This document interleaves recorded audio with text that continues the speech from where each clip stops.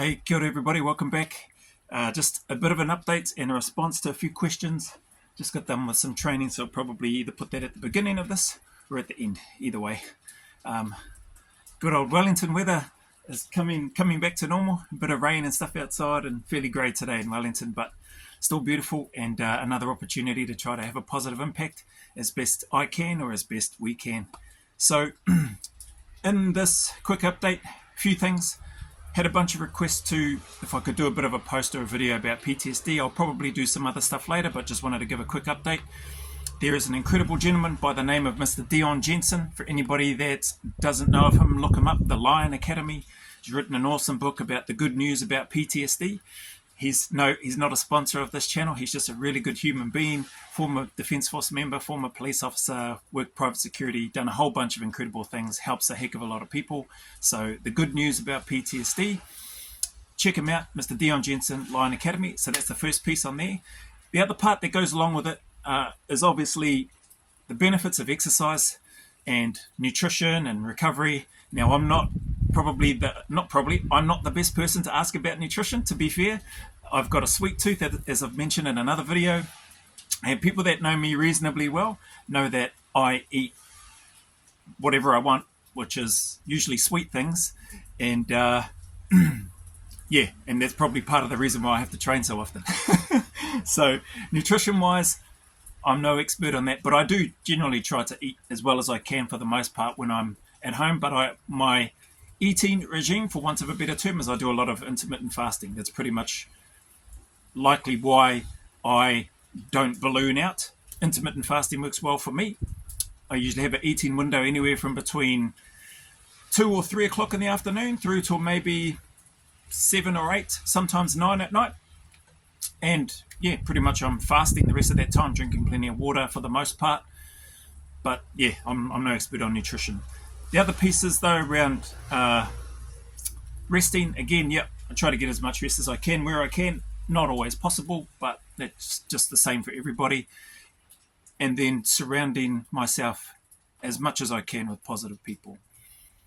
That is huge. If you're with other negative Nellies or negative Nigels or whatever you want to call them, you're going to go down pretty quick, eh? You start spiraling down and following the same trends, and it can just weigh heavy on your heart and mind, and you don't need that. So look up things that lift you up, that keep you in a positive frame of mind, people that seem to have a good energy about them, whoever those people are for you, whether it's listening to podcasts, whether it's finding people on the internet or YouTube or reading books, whatever. Find those things that are going to be more uplifting for you mentally, spiritually, emotionally, and not start taking you down a dark rabbit hole of conspiracies and corruptions and greed and this, that, and the other. So that's my 2 cents on that piece there, right or wrong. That's my point of view in regards to that. The other piece that I'll mention in and around this brief sort of PTSD segment that I'm doing right now is around looking outwardly anyway, trying to a degree, thinking of what could I do to have a positive impact on somebody else. And for me, at least, I can only speak for myself, that that has been a huge help for me when I try to frame things that way for myself throughout each day. I wake up and it's like, okay, here's an opportunity to try to have a positive impact, whether it's through my channel, whether it's through doing videos like this, whether it's through posting a little bit of my boring training that I do at home, whatever it is. If that can have a small impact on somebody, then that's awesome. To me, it's unreal how that can happen. So I'm grateful for that. And those are just my few initial thoughts and bits and pieces right now in and around that segment, the PTSD, the need to exercise, eat well, rest well, look outwardly. And the last and most important piece, and this is a shout out to Mr. Tuki over there in WA. Appreciate you, brother. Thank you for the reach out. Is also in regards to you have to want it. You have to want to get out of that slump that you're in. Whoever you are, wherever you are, whatever dark place you're in right now, you have to want to get out of that. And if you want to get out of that, you have to then start taking steps. As difficult as it may be, just start with one and then just keep moving forward to pull yourself out of that. If it means reaching out to somebody and asking for help, then do that. If it means checking in on a friend because you're worried about them, then do that. You may not be the person that's suffering it, but you may have suspicions that somebody's in a dark place right now and might need some help or support. Something just seems a little bit off about them.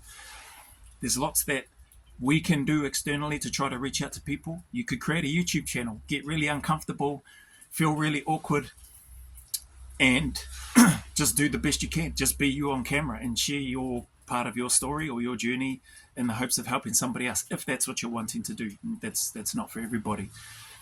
But stepping outside your comfort zone, looking to try to think of other people as best you can, and then trying to act on that are really good things. But equally important, the individual that may be in a dark place at the moment, you really have to want to make the change. And if you want to make the change, I can tell you right now that you can, because I'm proof that anybody can. If I can, then anybody can. So as long as you want to do it, there'll be people around that are willing to help and support you. I've been privileged to help out and working with some people at the moment. I'm no expert. I'm no clinical psychologist. I'm no doctor. I'm none of that stuff. I just try to share some of my lived experience in the hopes of helping somebody else. And if that does resonate and if that does help, then I'm here for it and grateful to do that. So anyway, that's that piece. Where's the second one? This one might take a little bit longer, but I'll do my best. Why encourage others to join the Special Forces or the military in general? I guess it probably seems like, for the most part, I was trying to rack my brain. For the most part, maybe it looks like I'm on a recruitment campaign, but I'm not. I don't work for the Defence Force. I'm not an employee of the Defence Force or anything like that. Not anymore anyway, not for a long time. And I guess my content and the things that I've been putting up, reactions, response to questions, have predominantly been response to questions that I've received around my thoughts about joining. And I've just been honest. I'm sharing my thoughts, what it's given me, and the opportunity that the Defence Force has provided for me, both in New Zealand and Australia, and having the opportunity to serve in the Special Air Service. I use all of those lessons and teachings today in my life to try to better myself, to try to help my family, to try to help others. And so and I've mentioned before, I have just huge respect, admiration for the Defence Force, regardless of where they're from, especially within the Five Eyes. Huge respect and admiration, appreciation for our first responders. It's just a great environment, and it was for me, and I still remember those times every day. So the other part of this question was, why do I encourage people to join when there's so much corruption, greed by the governments, and lies? Here's my brief take on that. I'll try to keep it as brief as I can. Man, if I went down that rabbit hole, I'm not wired, to go down that rabbit hole of negativity, of the greed, of the corruption, of the lies that happens within government and across organisations in general. There's no perfect organisation. The Defence Force is not perfect. The Special Air Service is not perfect. I don't care what organisation you are a part of, I can guarantee you it's not perfect. There are things that the units, so if I use the SAS as an example, there are things that the units, Australia, New Zealand, UK, America, things that have happened that no doubt have left a stain or a mark on those units, 100%. Is it their fault? Well, probably the acts of those individuals, yes. Is there a bigger problem or issue at hand? Well, most likely. If our leaders find or think that the only option is to go to war, well, then there's a huge failing there, I don't profess to have all the answers, so I'm not going to delve into that. What I wanted to mention was, I just make a conscious decision, to not go down that rabbit hole of looking into the lies, the corruption, the greed that happens behind those closed doors. If I do that, for me personally, I'm just going to end up like back to the first part of what I'm doing in this response and update about PTSD. I'm just going to go down this dark rabbit hole. I'm going to feel terrible. Just thinking about that, I know that I'll start feeling terrible. If I start focusing in on that, I'm not going to be a very pleasant person to be around. It's going to be pretty clear and obvious. So I'll leave that one there. That's a brief. I'll probably come back and maybe delve into it more, but I hope that's enough of maybe not a satisfactory explanation, but it's what I have at the moment, and it's honest. So I'll leave that one there. Where are we going? Third one. Okay. This one here. So focusing on one thing and going after it to the best of your ability. So for me, put up a video. There's some funny comments in that on there. My last one about trading and then update those struggling with employment. anybody I think that watched that hopefully has got a bit better idea. There may be those that haven't and left their comments. It made me laugh. For me, as I've mentioned, I've decided to focus in on this YouTube channel. I never expected anything like this within less than 2 months, and I am 100% sincerely grateful. What I do know for me, and I think this may help anybody out there, is that whenever I've focused on one thing that I want to do, good things have typically happened. Not straight away, and definitely not within the time frame like right now. For me, where I'm at with YouTube, this is huge, and I'll be forever grateful regardless of what happens. But this is huge. It's significant for me. Never anticipated anything like this, never anticipated a growth like this with the channel, never anticipated the kindness, the support, the messages, the encouragement. None of that. Did not anticipate any of it. Probably some of the less friendlier comments, I guess we'll call them. I 100% was expecting those and expecting more of those. So I leave the comments on because I know that that's just a part of it.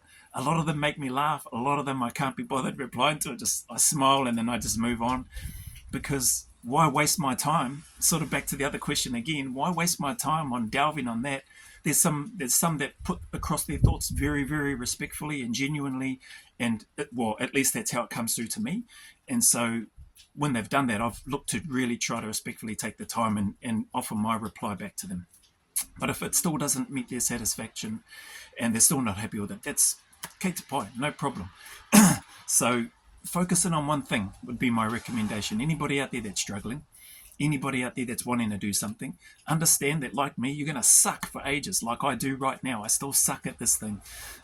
But you know what? I'm learning. I'm loving it. I'm enjoying it. I'm appreciative. I'm grateful for all the support, as I've mentioned earlier. And I'm going to keep going. This channel's sticking around for as long as I'm able to stick around. And with the support of good people like you or people that might stumble across this channel, just makes it all worthwhile. For those that I'm fortunate to help and serve alongside still and helping them achieve things that they're wanting to do, you have no idea how rewarding that is in and of itself. I'm grateful for those aspiring candidates that have offered to pay me or have offered to offer a koha for my time, a koha like a donation, whatever that might be, for my time. I've let them know I appreciate it, no need for that the offer is what it is, and I stand by it. And so I'm very, very grateful for that. Anybody wanting to join the unit, because of my respect, love and admiration for the operators within those units and the teachings and the learnings that I've received from it. If only I had been smart enough to have this knowledge that I have now back then for part of my, especially for part of my career in the Australian SAS Regiment, things may have been different. But everything's worked out the way it was meant to be for me, and I'm grateful for it regardless. So that was that piece about just getting after that one thing. And the last one, one more thing on that. So the YouTube channel, I think I mentioned earlier, maybe it's getting uncomfortable and starting your own YouTube channel, whatever that is for you.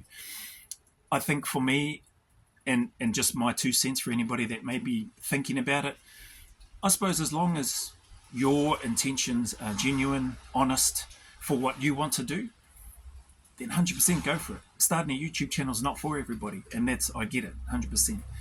Question has been asked about the monetizing. I mentioned something about that in another video. Can't remember exactly what I said, other than that is on the cards. I don't know when that will happen, but I haven't hit the monetization button yet. But 100% transparency, honesty. Like I would love to, when that time comes, be able to generate some sort of income through my YouTube channel. 100%. Is that a bad thing? Is that wrong? I don't know. I don't think it is, personally. But I know that is something that I would love to do at some point when I'm at that stage. Not just because I've met whatever the requirements are, the 1,000 subscribers and the watch time hours. So when that happens, it happens. For now, I'm loving the process and learning. I'm focused in on this one thing. I'm dialed in and trying to do the content and do the research. Well, get to the videos. I'm watching you typically sort of the first 3 to 5 minutes of some of the videos just to get a gauge, and then not watching anymore because I want my reactions to be my reactions and not know what's coming up. So that's that piece. That's my encouragement. That's my 2 cents and me just being upfront about what I would love to do with my channel if and when it gets to that stage. I just don't know when that's going to happen. Got some other things that I want to do with the channel as well, so trying to work on that before I worry about that stuff. I've got other things that I want to focus on and work on and improve and sharpen up before I push a little monetization button. So that's that. And the last piece, as normal, is the wrap up. So peeps, I appreciate you all. Thank you all very much for your support. Any challenges, any struggles, any trials, any difficulties, any obstacles that you are going through right now, just know that they won't last.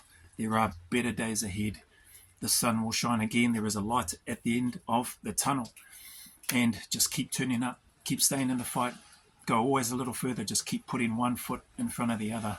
And remember, who dares wins. And as always, until the next video, a big mana wave from me to you.